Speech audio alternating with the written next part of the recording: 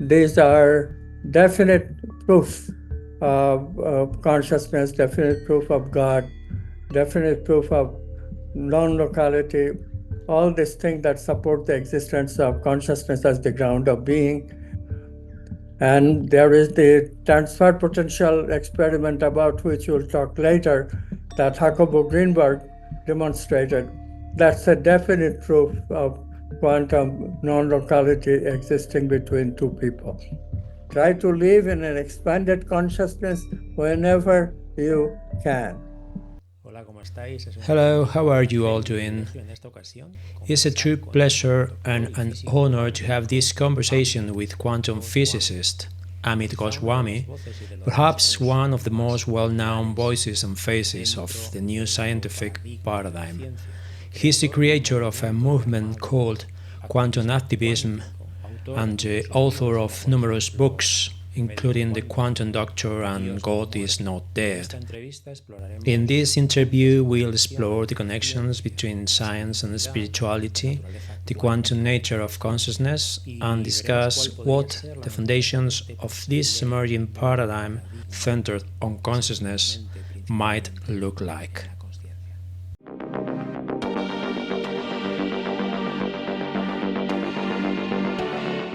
Hello, Dr. Goswami. How are you? It's a real pleasure to meet you and discuss all these interesting topics. Hello, Fernando. I'm very glad that you invited me. So, my first question is what is quantum activism? Quantum activism is a movement which is different from ordinary activism. Ordinary activism tries to change the world, while the people, the activists, they try not to change themselves. This is a failing strategy. As you can see, how different activism succeeds and other activism don't succeed.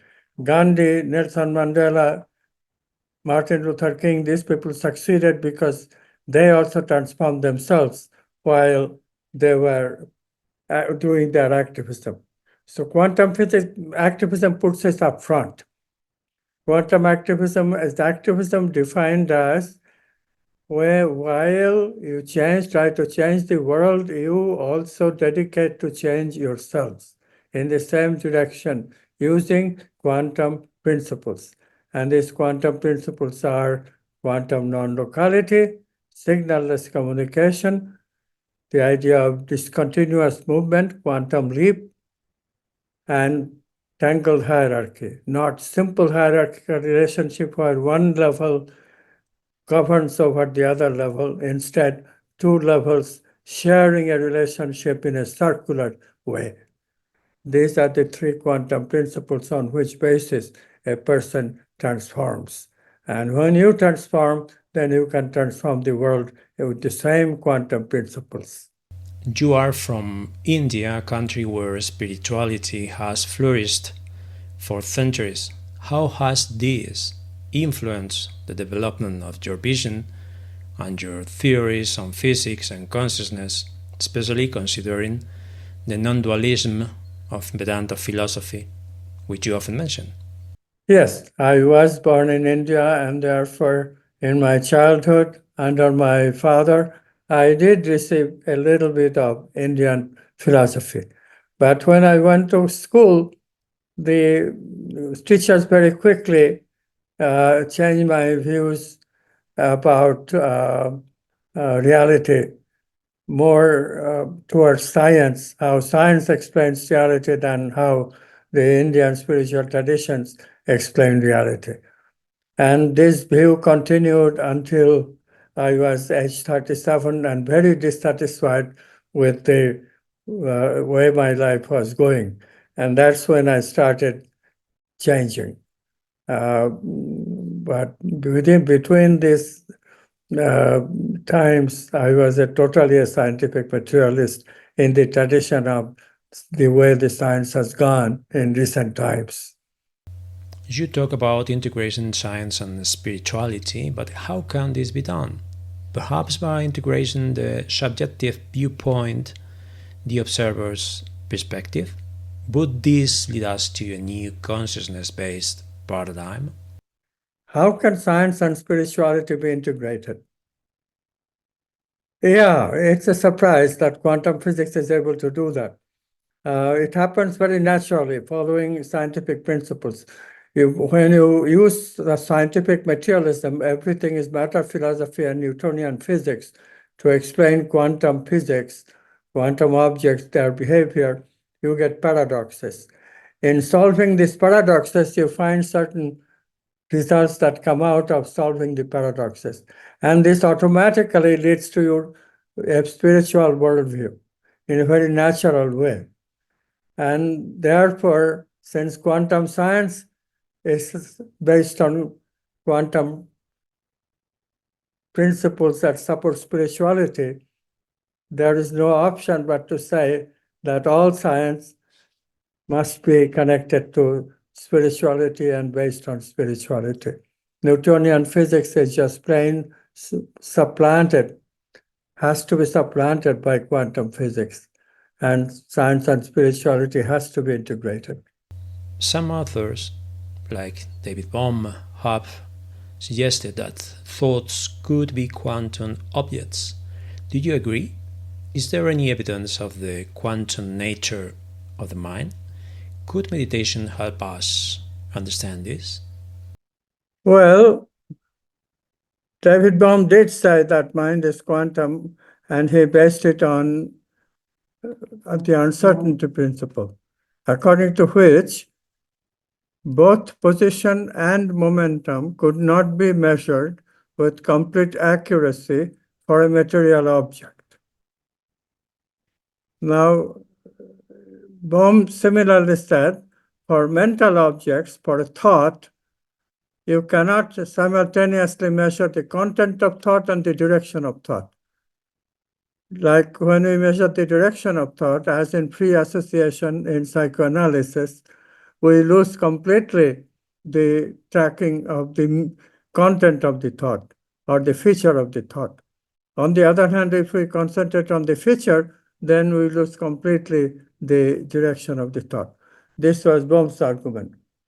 Yes, Bohm's argument I completely agree with, and this is one of the reasons that mind is quantum. I have cited Bohm's work in many of my own work. But there are also other reasons. For example, mind is internally experienced, whereas matter is externally experienced. Why? Because matter, macromatter, is Newtonian. Hardly any quantum is left. So things are more or less fixed. They don't change. An object at rest remains at rest. Object moving at constant velocity continues to move at constant velocity. This is Newtonian physics. So people can look at a chair and say, hey, there is that chair. And another person would agree with that. Yeah, I see that chair in the same place too. And this is why we think that the objects are all external, because we can reach consensus about the objects. Whereas for mental, you and I can never have the same thought. Unless we are telepathic, that's another story. Also supporting quantum. We'll get to that. So if you and I cannot have the same thought, what does it mean? Thoughts are also coming from quantum possibilities by choice of consciousness. So what it means is that we cannot choose the same thought. Why? Because thoughts are quantum. They are moving so fast between your choice and my choice that we cannot possibly choose the same thought. Now there is more. There are also quantum principles like quantum non-locality. I already gave you one example, telepathy. Mental telepathy is an example of non-locality of thoughts. Quantum objects can be non-local, but Newtonian objects can never be non-local. In this way, we can say that thoughts are quantum. Similarly, in creativity, we find that we have thoughts changing discontinuously. Discontinuity is another quantum feature. Newtonian objects can never move in a discontinuous way. So in this way, we can also conclude that mind must be quantum. One of your books is titled God is Not Dead. Could it be demonstrated experimentally? Is quantum consciousness what we might call God? Yes, I did write the book, God is Not Dead, and in that I did demonstrate that there are many phenomena which suggest the existence of God. Now, of course, one of the problem is that God in quantum science is quantum consciousness as the ground of being, ground of all being. And ground of all being is unconsciousness. And therefore, we cannot directly observe God. So that question is moot. We cannot directly see God or observe God. It's out of the question. You cannot observe unconscious. You cannot experience unconscious. But there are many, many phenomena which suggest that yes, God exists, and suggest very definitively because there is no alternative explanation. For example, creativity. For example, extrasensory perception, ESP. For example, biological evolution. Darwin's theory is not the final word. When you get to explain the fossil gaps, etc., many things that cannot be explained by Darwin's theory, you end up needing the concept of quantum physics and God in de facto. In this way, there are many other phenomena where God is needed. And therefore, God is not dead, because we need the concept of God to explain scientific quantum phenomena. The field of near-death experiences is gaining more attention in recent years. Could these experiences be evidence that consciousness is fundamental and non-local beyond time and space? Near-death experience.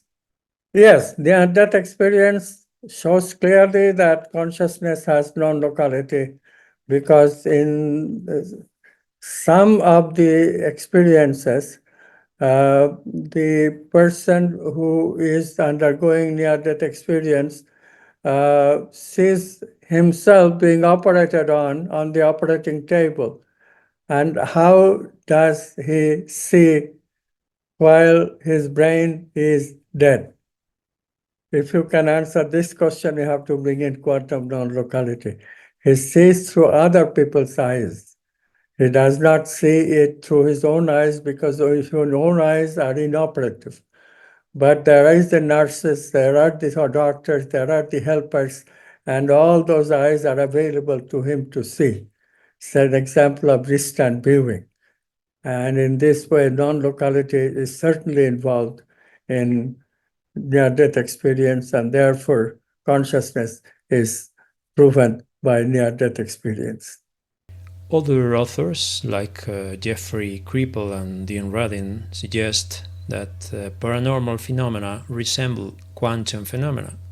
Do you agree? What more could we say about this connection? Yes, I totally agree with Kripal and Dean. Yes, extrasensory perception, paranormal phenomena, these are definite proof of consciousness, definite proof of God, definite proof of non-locality, all these things that support the existence of consciousness as the ground of being, and God being that name that ancient people used and we don't need to use anymore. So, what else can one say about this? The point is that it is much more definitive than just suggestive. The non-local phenomena has now been demonstrated in so many ways. We just mentioned near-death experience. And there is the transfer potential experiment about which we'll talk later that Jacobo Greenberg demonstrated. That's a definite proof of quantum non-locality existing between two people. And that proof is really a physical something that is measured. So in other words, the proofs of non-locality of experiences goes much beyond of paranormal phenomena today. A few years ago, I had the opportunity to interview Dana Thor, who was a student of the great David Bohm. She told me she was convinced that the concept of the quantum vacuum is essentially equivalent to the Hindu concept of Brahman, that this is more than a mere metaphor. Yeah, I sort of agree with Dana. She means, I think, the same thing that I mean, except I would use the word quantum field rather than quantum vacuum. Quantum field is the word that was coined by Irving Laszlo, and that is more appropriate. And quantum field is equivalent to just what I call consciousness as the ground of being. It's just a more appropriate language. But I'm sure that Dana means the same thing by quantum vacuum. Genie Dr. Jacobo Greenberg, he has been a great source of inspiration for me. Recently, I traveled to Mexico to participate in a congress organized by one of his former students, Ruth Cerezo, who continues to share his legacy. What is your opinion of his work now that it is gaining greater recognition? About Dr. Jacobo Greenberg's experiment. Well, this transfer potential experiment has now been verified by 24 different laboratories, by 24 different research groups. So there's no question that two people, if they're correlated through meditation during the entire course of an experiment, then indeed they can communicate even verifiable by physical means. This is most important to notice. Even verifiable by physical means. This is not just mental telepathy, which you can verify only by subjective questioning of the participants. Two subjects meditate together for about 20 minutes in proximity with the intention that they will have direct communication. This correlates them or entangles them, enabling them to non-locally communicate. After the 20 minutes, the subjects are separated and put in two Faraday chambers. Faraday chambers are electromagnetically impenetrable. No electromagnetic wave can go through a Faraday chamber walls. So they are totally isolated. And now, both subjects are connected to EEG machines through electrodes connected to their scalp. Individual electroencephalograms. Remember, individual electroencephalograms. And then only one subject is shown a series of light flashes. So this subject's brain occipital areas get excited. And of course, the EEG connected to this subject's brain would show a evok potential, which can be extracted. And this is what the researchers do. But they also look at the EEG machine connected to the other subject who do not see any light flashes. And amazingly, the EEG does show a potential very similar in both strength and phase to the evoked potential. So what alternative does the experimenter have except calling this a transfer potential? Electrical potential actually transferred from one brain to the other because they're meditating the whole time. Why is meditating whole time important? Because every moment, every collapse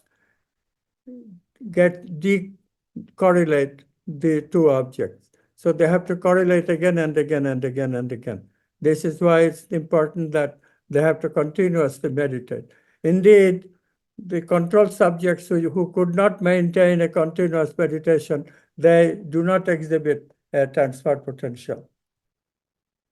So in this way, we have a proof that even two people can correlate just as two photons or two electrons can correlate, and then they can communicate at a distance without exchanging signals. This is Hakubu's great contribution to science, and this contribution is forever. And I will, of course, from the beginning, had maintained a great respect for Hakubu, and that has never changed, will never change. You defend the idea that evolution occurs through quantum processes. How is that possible?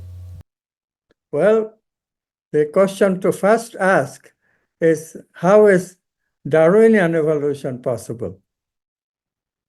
Darwinian evolution, as you know, consists of proposing that there is gene mutation, and out of which the genes that will help survival of the species, those genes will be selected by nature. Nature changes, of course, the environment changes. It gets very cold sometimes, it gets very hot sometimes. Okay, so the organism has to cope with it.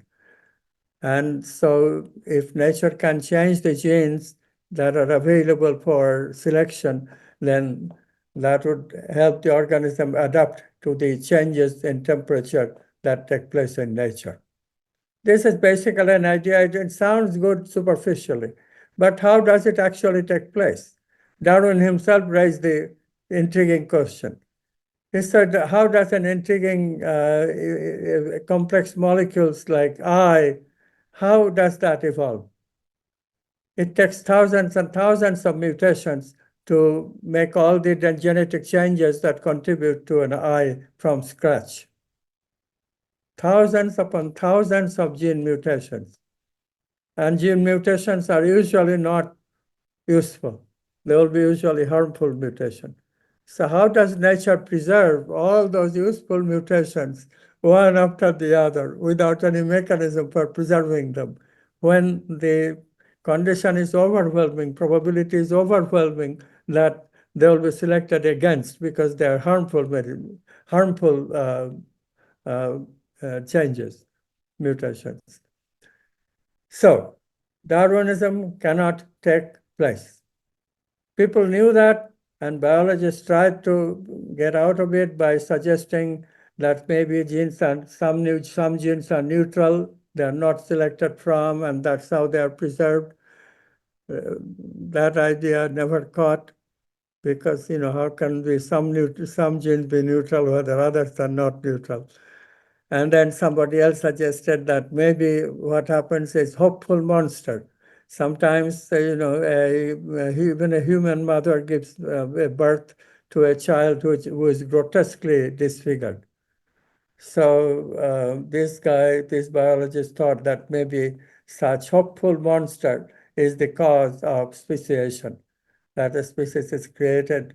It could be a monster, but it's just not a monster. Instead of all the disfigurement that could have been disfigurement contribute to a new figure which is quite acceptable, and that's how new species is created. But this idea too is really, when you think about it, does not hold much water. So Darwinism is not possible. How does quantum work? When in quantum physics, you see both of the situations that we have created, the creation of the eye and then the hopeful monster. Both of them can be explained very beautifully in quantum physics. In quantum physics, there is a process called unconscious processing. When we don't see quantum objects, they are in the unconscious. We're not seeing them. Conscious is when we see them. So the gene mutations, because genes are quantum, this was something that physicist Walter Althusser pointed out, that gene mutations are quantum processes. So in gene mutations, the mutations never collapse into particles, never collapse into consciousness. It's always unconscious processing until the collapse happens by consciousness. When does collapse happens? When all the mutations are ready to produce the right organ in this way. So the idea of neutral genes and hopeful monster is combined in the quantum approach to give you a proper explanation. Can we develop a spiritual perspective or live a truly spiritual life through the study of quantum physics and its relationship with consciousness? Can studying quantum principles help us live a spiritual life? Yes, it certainly can. Look at from the beginning. Quantum physics is saying quantum objects are quantum possibilities for consciousness to choose from. Where are these objects? Where are these possibility objects, quantum possibilities, quantum possibility waves? They must be in a domain outside of space and time. Consciousness similarly must be in a domain outside of space and time. This is what spiritual traditions are telling us for millennia, that there are two domains of reality. Consciousness is the ground of being. When it splits, we get the subject-object split reality that we experience. But beyond that is the unconscious, which we don't experience. In this way, the very first understanding of quantum physics gives you a sense of what spirituality is about. Now, how to experience spirituality? Of course, the whole point is that when spirit manifests in matter, manifestation takes place in two stages. In the first stage, a mechanism called tangle hierarchy operates so that consciousness identifies with the brain. Brain has a tangle hierarchy between memory and perception. How? Memory creates perception and perception creates memory. The circularity is called tangle hierarchy. So this is the first stage. And brain identifies with the brain. Consciousness identifies with the brain. But this identity is tenuous, comes and goes. Just like we can identify with the tangled hierarchical sentence, I am a liar. If I am a liar, I'm telling the truth. If I'm telling the truth, I'm a liar. But you can easily come out of it as well. You can repeat, but you can also come out of it. Who wants to stay locked up in a sentence like that, right? So similarly, from tangled hierarchical quantum self, we can easily fall into the either next stage of what leads to ego development or into the unity, oneness consciousness itself from where we start from. So a second stage is necessary where reflection in the mirror of memory takes place. Remember the memory apparatus of the tangle hierarchy in the brain? That memory apparatus creates memory. So when a stimulus is repeated, then not only we get a reaction from the original stimulus, we get also a reaction from the memory that the original stimulus has created. In this way, this reflection in the mirror of memory changes the equation of movement of quantum objects. They become gradually conditioned in favor of previous choices that we have made. In this way, we get the ego, the conditioned ego, with a spectrum of choices, which each with a probability amplitude that will tell us when and with how much probability that particular choice is going to be actualized. So in this ego state, we don't have much spirituality. How to go from the ego to the quantum self? It's a question of expansion of consciousness. The ego is contracted. Whereas our studies show of the brain, that brain really does not go from the quantum self into the ego instantly. It takes roughly about 500 milliseconds of processing to go from the quantum self into the ego. half a second. So if we can enter somehow this region defined by the 500 milliseconds, then things can change, right? And meditation is the way to do it. This is why meditation is an essential part of seeing the importance of similarity of science and spirituality. Meditation takes us into this pre-conscious domain.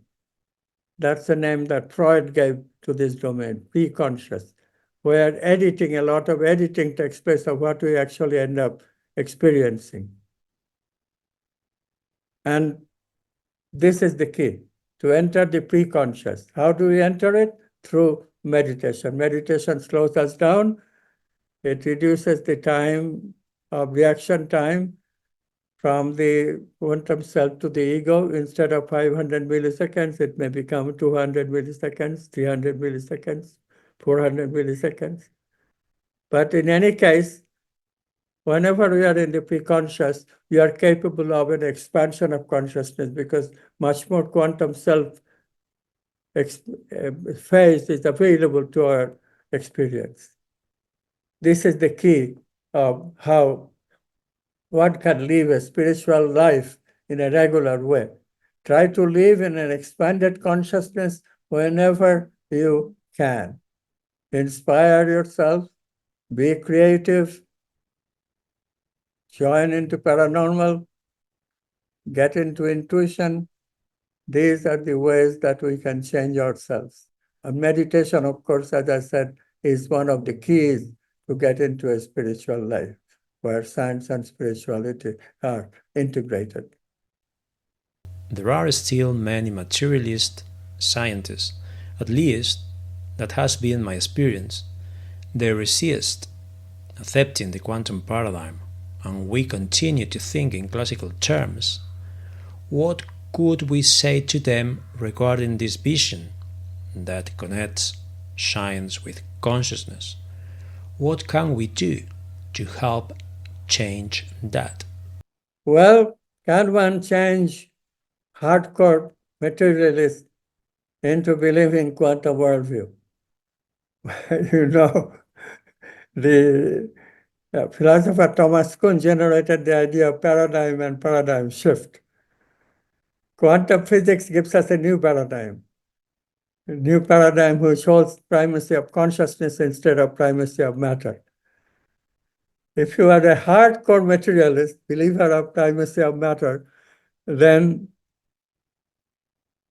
Thomas Kuhn said, you are not going to change.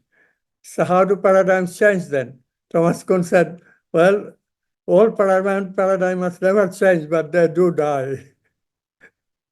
I'm sorry, but that is the only appropriate answer I can give to this question.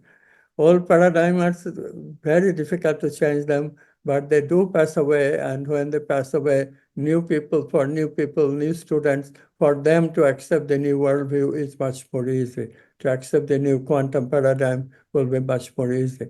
So how long it will take? Well, it will take a few more decades. How do you see the future in relation to these subjects? What will the nature of the new paradigm and our future worldview be? So how do I see the future? Well, I see the future that the worldview and the paradigm, scientific paradigm, will be based on quantum physics and the primacy of consciousness, and in such a way that we can include non-material experiences in our equation.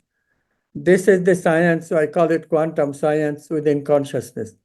This is the science that I have tried to build virtually ever since my first book, Self-Aware Universe, came out in 1993. And this is now 2025. We have made a lot of progress, but still a vast amount of progress needs to be done before the paradigm can be fully explanatory of all phenomena and acceptable by the capacity of explaining every phenomenon, every piece of data. So, but if this will be done, I'm convinced of it, and let's wait and see. It's been a pleasure. Thank you so much again for this interview will continue talking in the future. Bye bye. Thank you, Fernando, for inviting me, for giving me this opportunity of talking about the quantum worldview and integration of science and spirituality. I hope we meet again and we do some more of this kind of conversation.